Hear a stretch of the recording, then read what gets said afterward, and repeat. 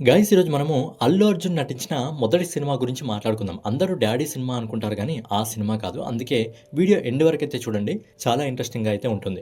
'ఎంత ఎదిగిపోయావయ్యా' ఈ పాట 'విజేత' సినిమాలో చిరంజీవి ధరించిన చిన్నబాబు పాత్ర మీద ఉంటుంది. కానీ చిరంజీవికి ఈ పాట బాగా వర్తిస్తుంది. 'డిషుం డిషుం' సినిమాల్లోనే కాదు, 'శుభలేఖ', 'స్వయం కృషి', 'ఆపద్బాంధవుడు' వంటి ఉద్ధత కుటుంబ కథ చిత్రాలలో కూడా గొప్పగా నటించి ఎత్తుకు ఒదిగిపోయాడని ఈ 'విజేత' సినిమా మరోసారి రుజువు చేసింది.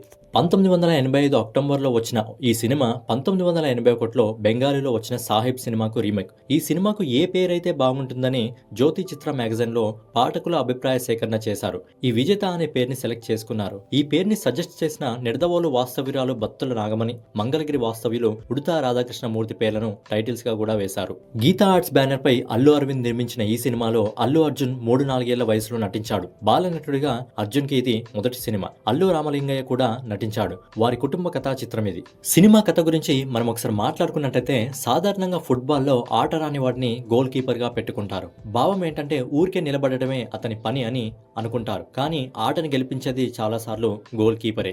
ఈ చిన్న బిట్ చుట్టూ ఉంటుంది ఈ సినిమా కథ. ఓ నలుగురు అన్నదమ్ములు, 2 అక్కా చెల్లెళ్ళు, ఇంటి పెద్దాయన ఉండే కుటుంబంలో ఆఖరి కొడుకు చిన్నబాబు. ఫుట్బాల్లో గోల్ కీపర్. చదువు మీద శ్రద్ధ ఉండని వాడు. ఇంట్లో 3 అన్నలకి, 2 వదినలకి చులకన. ఒక పెద్ద వదిన మాత్రం స్వంత కొడుకులాగా చూసుకుంటుంది. 2 అన్నలు భార్య భయస్థులు. చెల్లెలి పెళ్లి కోసం ఇంటిని అమ్మేసి ఆ డబ్బుతో పెళ్లి చేసి మిగిలిన డబ్బుని తండ్రి పోషణను 3 సమానంగా పంచుకుందామని కుట్ర చేస్తుంటారు. ఆ సమయంలో తన కిడ్నీని ఓ ధనవంతుడి కొడుక్కి దానం చేసి ఆ డబ్బుతో చెల్లెలి పెళ్లి జరిపిస్తాడు హీరో. కుటుంబ సభ్యులందరూ కృతజ్ఞత చూపడంతో సినిమా ముగుస్తుంది. నటన పరంగా చిరంజీవి, శారద, సోమయాజులు అగ్రవరుసలో నిలబడతారు. ముఖ్యంగా చిరంజీవి, శారద వారిద్దరి మధ్య అనుబంధం తల్లి కొడుకుల అనుబంధం లాగా చాలా బాగా చూపారు. తర్వాత గ్లామర్ ని పిండి ఆరబోసింది భానుప్రియ. చాలా చలాకీగా, అందంగా నటించింది. ఆ తర్వాత కనిపించేది కాసేపే అయినా సత్యనారాయణ నటన బాగుంది. 3 అన్నలుగా రంగనాథ్, నూతన ప్రసాద్, గిరిబాబు, 3 వదినలుగా శారద, కె విజయ, శ్రీలక్ష్మి, అక్కగా శుభ, చెల్లెలుగా సంయుక్త నటించారు. జంధ్యాల పదునైన సంభాషణలో వ్రాసారు. చక్రవర్తి సంగీత దర్శకత్వంలో వేటూరి వారి పాటలు శ్రావ్యంగా ఉంటాయి.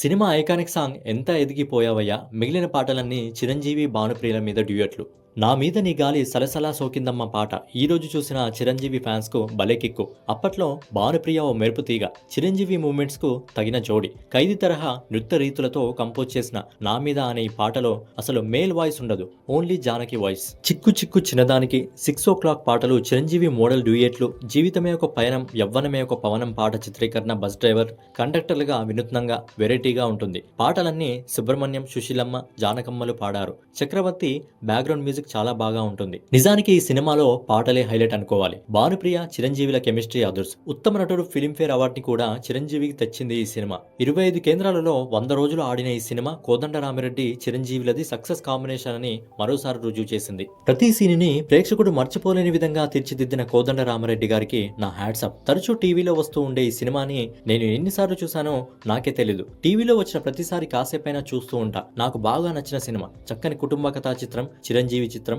బహుశా చూడని వారు ఎవరూ ఉండరు.